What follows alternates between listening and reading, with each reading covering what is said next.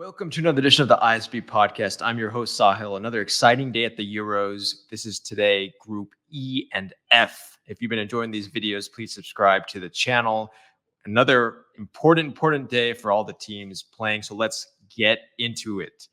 All right, starting off for the first match of the day, Czechia and Georgia. This was a very interesting match between the two teams. Czechia, I thought at the beginning, came out very strong.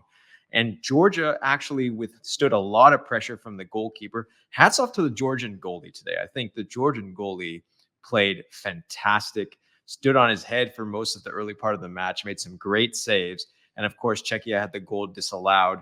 It kind of grazed the arm of the player which VAR took a look at. But then here's the story of the match. And this is true of football in general. If you do not capitalize on your chances, it will come back to haunt you. And that's what happened as Georgia got a penalty and Czechia was down 1-0. Well taken penalty. Nice celebration with the owl eyes too. That was strong.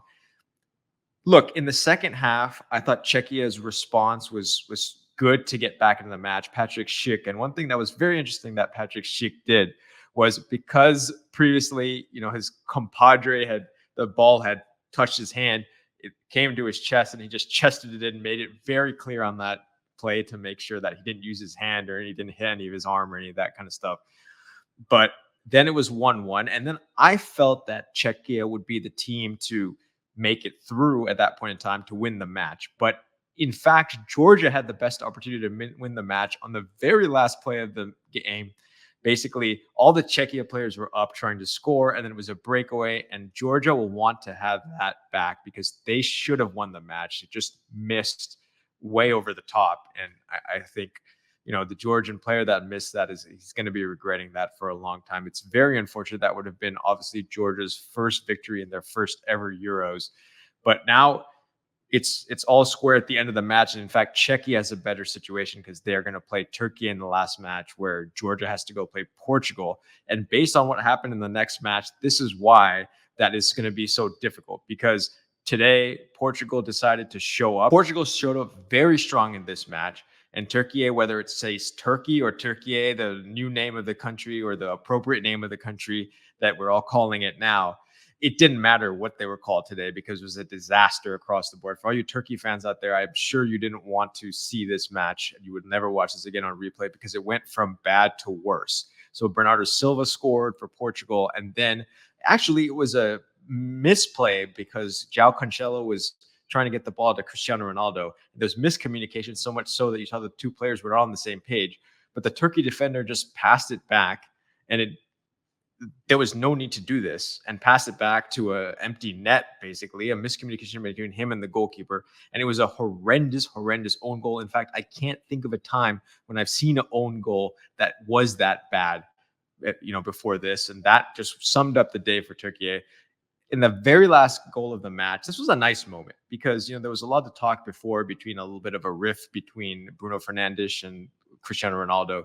But Cristiano basically beautifully timed a run where he knew he was onside, got one-on with the goalkeeper and just slipped it to Bernardo Fernandes and he put it away. And it was a nice moment between the two players. All is well in Portugal.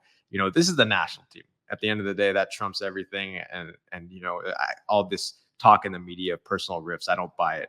But overall, Portugal looks like one of the strongest teams in the Euros. I would say them, Germany, and Spain, they're the cream of the crop right now after we finish the second round of matches. So Portugal, extremely strong. And Turkey, look, I think the Czechia team is going to be going to this match. They obviously need to win in the last match against Turkey, but I think that they're going to like their chances against Turkey in the last match. I think if you're Czechia, that you're going to be feel pretty good about this match because win and you're through to the next round. You can't expect Georgia to beat Portugal. I don't see that happening. Okay. Now, I know all you Romanian fans out there, this is not the result that you wanted. We're, of course, been following the team since 1994, and this Romania team has reignited that passion for the team. Today was a strange match, and I want to talk about it in two different aspects of it. One is from a Belgian perspective.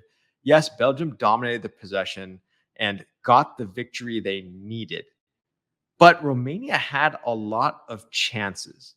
And I think the Romanian players, especially Mihaila, will be very upset with some of the finishing that they had this match, because all the fantastic finishing that they had in the first match, it disappeared this match because they had one-on-ones with the goalie where they basically allowed the defender to catch up with them, poor shots from outside the box. So despite Belgium's possession and despite the dominance Belgium had, especially in the first half, I thought Romania had tons of chances themselves.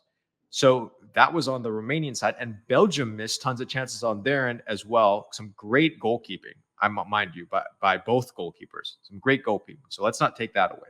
But look, Belgium, whenever you score early, and Belgium scored early, it changes the dynamic of the match. And I thought Romania could have let it get very much out of hand at that point in time. They didn't. They played a decent match and had chances of their own. And played some exciting stuff here and there. It was just that the last pass today was missing, and like I said, I think some of the forwards were a little bit selfish in terms of not making that extra pass to the open man and that kind of thing. So I think that was on that front. I do want to mention Lukaku. Lukaku continues to be the unluckiest man on the planet in the world of football. He had a goal which was marginally offside, and he couldn't put that one in. But I think, what Romania will be upset about is the last goal that they allowed on De Bruyne. Basically, just one-on-one defending from a goal kick. And, the Romanian defender just lets De Bruyne muscle him off the ball. You cannot do that. So that is the unfortunate part of this match for Romania. For Belgium, they've squared it all up in terms of the group. And actually, that second goal, the one De Bruyne scored, puts them in the secondary position. The good thing for Romanian fans, they remain at pole position in the group. So a victory, they don't even need a victory. A draw against Slovakia will put Romania through to the next round. And they maintain right now, because of the goal scored, actually, they're in the pole position in the group. So it sets up a very exciting match for Romania against Slovakia. In the last match, all you need is a draw, and you're going to go through. And Belgium's in the same position because of that second goal by De Bruyne. All they need is a draw, and they will go through against Ukraine. But Ukraine, Belgium, and Romania, Slovakia, how exciting for this Group E, because end of the round, you have everything to play for on that last day when the two matches are simultaneous. Exciting stuff for Romanian fans, exciting stuff for Belgian fans. And of course, Slovakia and Ukraine will be looking to get victories in those matches to upset the positions right now in the group, and they themselves will try to qualify for the next round.